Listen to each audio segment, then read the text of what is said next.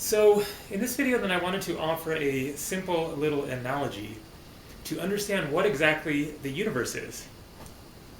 And 2 points to make first off. One is that I could be wrong. And number 2 is that I'm probably not the first person to come up with this analogy, but I came up with it on my own as a result of my previous videos talking about science and what I see as kind of the fundamental fallacy of science, which I will add in clarifying towards the end of this video. But first I just wanted to give the simple little analogy. So imagine that the microorganisms in your own body became self-aware. So rather than them just, going about their business, doing their job, doing what they're supposed to do, being another brick in the wall, then they became self-aware. They became self-conscious of the fact that they were a separate entity of sorts. And they started to question and to ponder and to wonder, what am I really? What's this world that I'm in? Like, what's really going on? How does it all work? What's the deal here? I want to know more. I don't want to just, be a cog in the wheel, just doing what I'm supposed to be doing. I want to have some kind of a, greater understanding of the larger context of what is, really happening here. And so through their wondering, their questioning, their questing, then they began to figure out what was really going on. They figured out, there's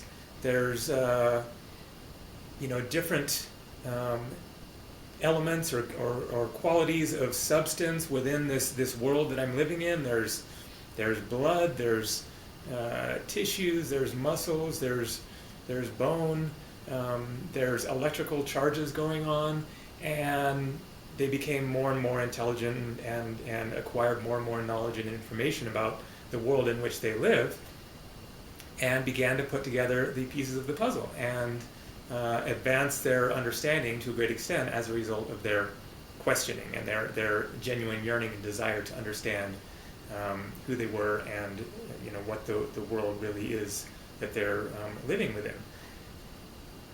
Now, imagine that another microorganism within your body took a little bit different approach and came to a somewhat different conclusion about what was really going on, about this world that they were living in.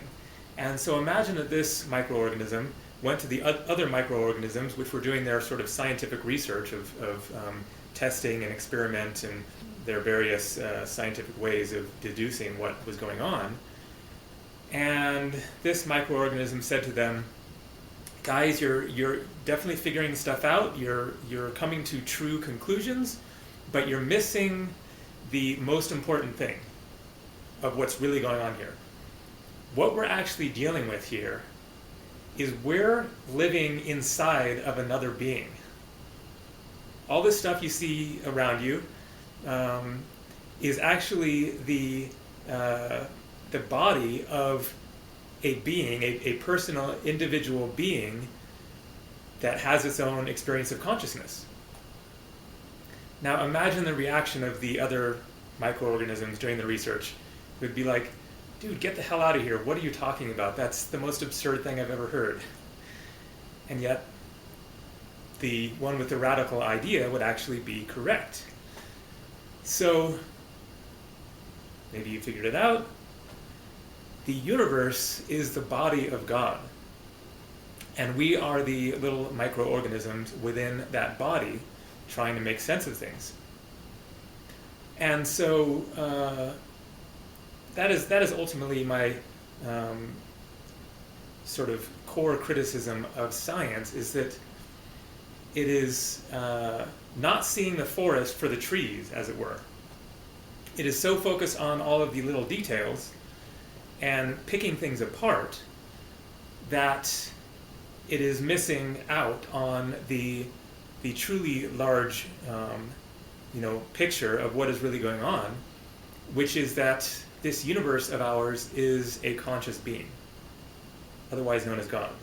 which we are a part of, which we are embedded within, inseparable from, and which we are a part of that consciousness of God every bit as much as God is God.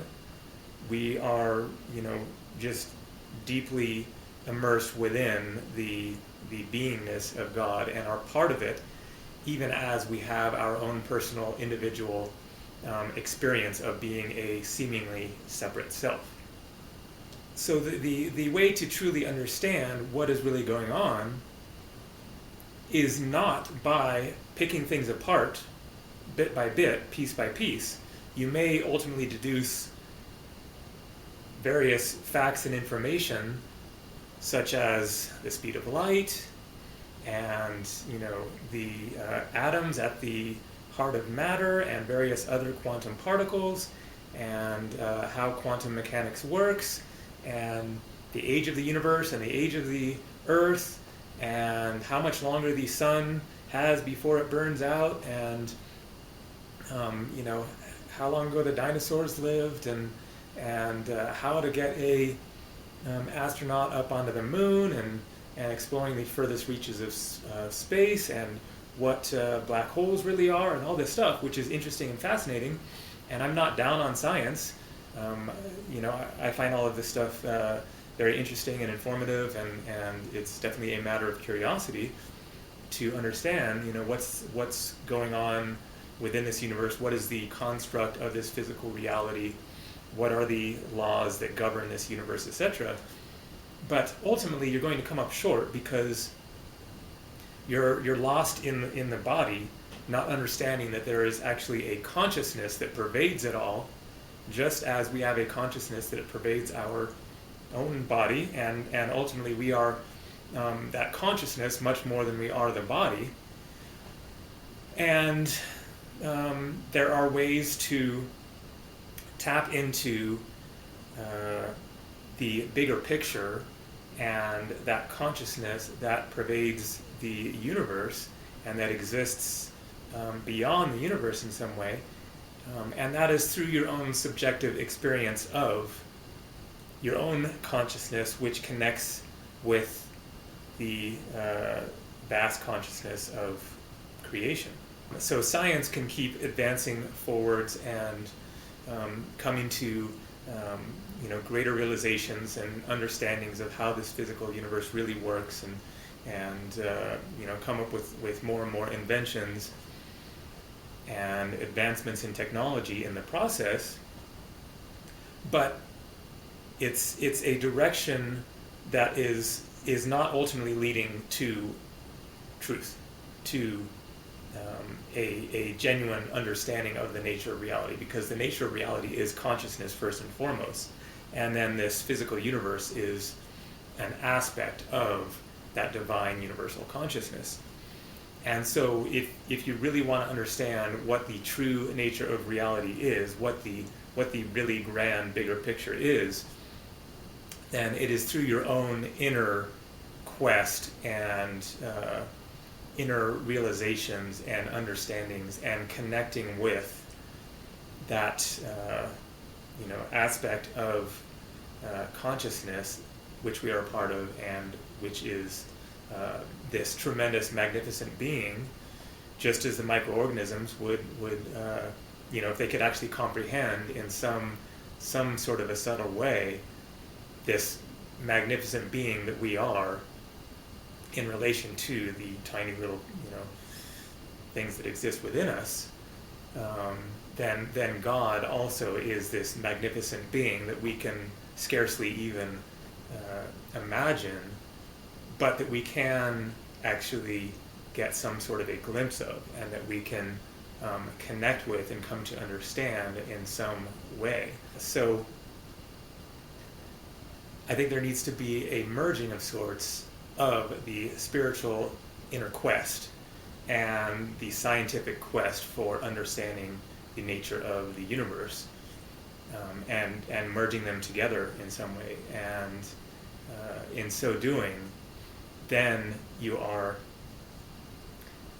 tapping into the larger picture, the wholer picture, because you can't truly understand the nature of reality simply through scientific means of testing and experimentation and picking the material elements of this universe apart bit by bit. Then you're just immersed in the separation and the particles. You're not connecting with the whole thing, the grand creation and the consciousness that pervades it, which we are one tiny little fragment of. So ultimately, to the best of my estimation, then this universe is a living being.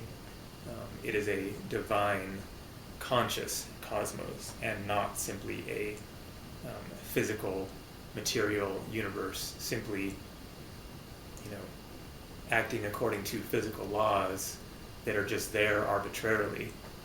But this is all simply an expression of the greater divine conscious being that is the source of all creation. All right, take care. Have a good day.